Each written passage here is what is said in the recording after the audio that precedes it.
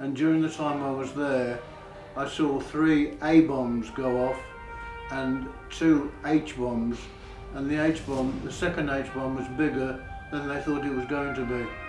If you could ever realise the strength of that H-bomb, it's by seeing just the light, feeling the blast of the air and the sound, you could recognise it as one heck of a big bang. If ever they start throwing H-bombs around, God help us, it won't be here anymore.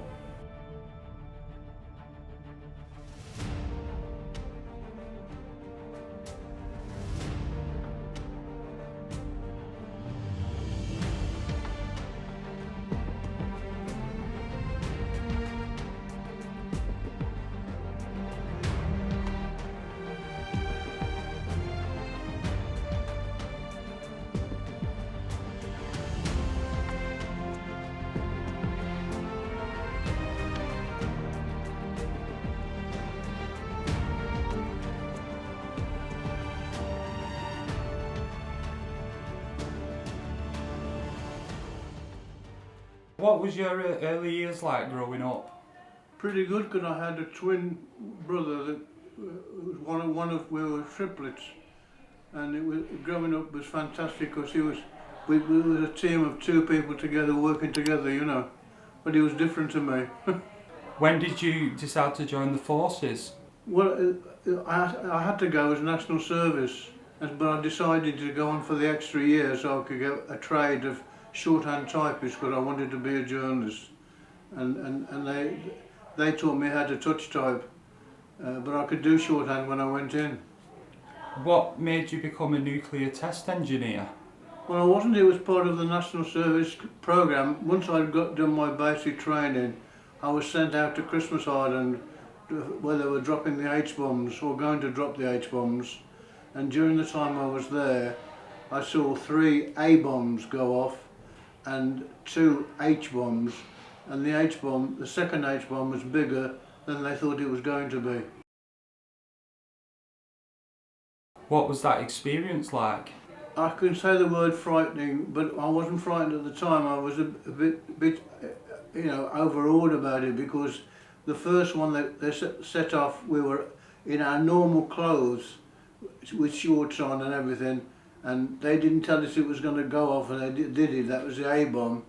And then the second A-bomb and the third A-bomb, we had nothing at all. And then the first H-bomb, we had nothing at all. But the second H-bomb, we had an overall given us and a balaclava to protect us against whatever was coming out. But the second H-bomb was bigger than they thought it was going to be. And it was dramatic, the power of that H-bomb.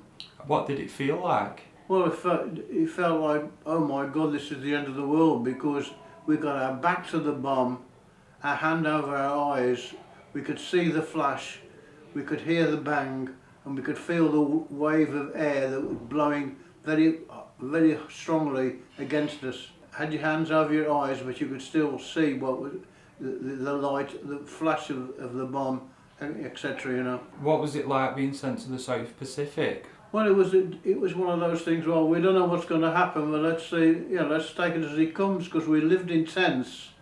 We lived in tents all the time, and all we had in the tents was crabs and rats, and thousands of them. And we had no very good facilities. And I say we lived in a tent all the time, and there was 8 in the tent, and you had to get on, on with each other, you know. We had to wash outside in a trough until they eventually, after 6 months, gave us a shower, and that was wonderful, you know. So have you ever been to Broad before that time? No, I hadn't. So what particular test did you do in the Pacific? Was it just what you've just mentioned then, or was there more? It was Operation Grapple. It was a series of atom bomb tests, and then they decided to add the H-bomb to it. So I had the A-bomb and the H-bomb in a series of months, over 2 years, that went from A-bomb to H-bomb, and they just said there's going to be a test tomorrow, and that was it. And they dropped. We could hear the bomb, we could see the bomb, we could hear the bomb, we could feel the bomb, all of them, at the same, where we were on Christmas Island. What was your other experiences like? You know, as you mentioned, there's rats and things. Well, I mean, when I was on Christmas Island, I managed to go down to Samoa, Western Samoa, and Honolulu for a few days leave, and that was nice because we used to be able to meet the American Air Force and the Samoa. They were very kind people, and they looked after us very well. It was a nice break, you know, to get away from the island, you know. What's your thoughts on the tensions of today? Well, I just think that if it's not very careful, there could be one hell of a big war. If somebody lets off an A-bomb or anything like that, they're going to throw it at each other, and it's going to be really, really disastrous, I think. Do you think the generation of today will be able to cope with war? I'm not sure, because I reckon that there's a lack of young people being made to go into the services to have military training. They're not making them go in like we had to do national service. They're not doing it. I don't think they're doing it anymore. Well, I think they should do it. They should have the young people under military control for about 2 years, and that will get them ready for anything that would happen. Is there any lessons you'd like to pass on to the younger generations? Well, lessons is that just whatever you're sent, if you go into the military, you just have to become part of a team and play your part and be fair to everybody and work as a team. You had a journalism career, didn't you? I've had a tremendous journalistic career. Yeah, do you want to tell us a little bit about that? When I was 10, I said I want to be a journalist, and as it worked out, I learned shorthand at school, and well, I went in the RAF and they taught me how to touch type. And then when I came out of the Air Force, after doing national service, I got myself a job immediately working on a news agency. And then I went, over the years, I've worked on weekly, daily, BBC, and I also worked on the other side of the fence when I was working, looking after the press, particularly with the Queen. I did an event in the Cayman Islands with the Queen where there was 100 reporters and 250 photographers, and I was in charge of the whole lot. Yeah, first of all, the medal came in the post. That was for my medal for being on Christmas Island, and that came years after it, but it came in the post, and they decided they were going to upgrade it and get it presented by the Queen or the King or anyone royal. But then they decided that the Lieutenant of the County would present the medals to about 5 people and in a ceremony to say that, you know, well done, here's your medal on behalf of the Queen, you know. How was that day for you, being recognised for it? I was very, very proud, actually.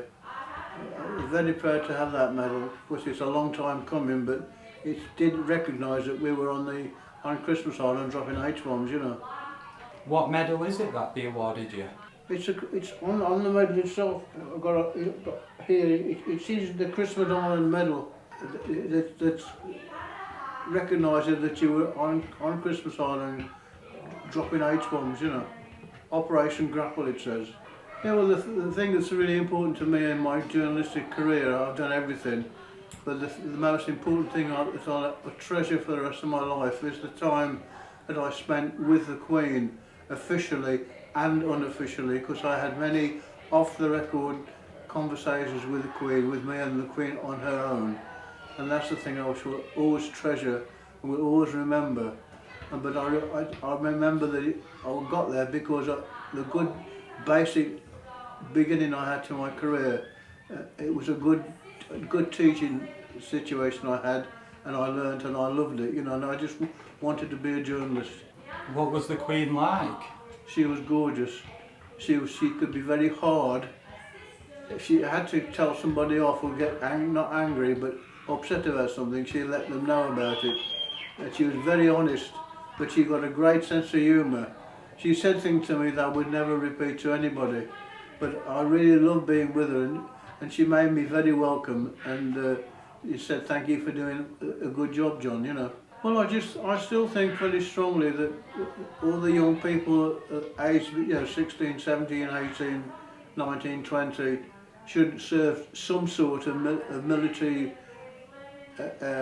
operation, like say 18 months or 2 years, to let them realise in case we had a national emergency that we've got a ready, prepared group of military people. Can I just ask you one last question? Yes, What's sure. the difference between the H and the A bomb?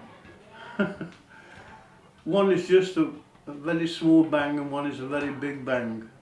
And the H-bomb, if you could ever realise the strength of that H-bomb, it's by seeing just the light, feeling the blast of the air and the sound, you could recognise it as one heck of a big bang. If ever they start throwing H-bombs around, God help us, we won't be here anymore. When the bomb was dropped and exploded, we got our back to the explosion with our hands over our eyes, but we could still see the flash. We could still feel the heat and the wave of wind blast from and the sound. The sound was like one hell of a bang.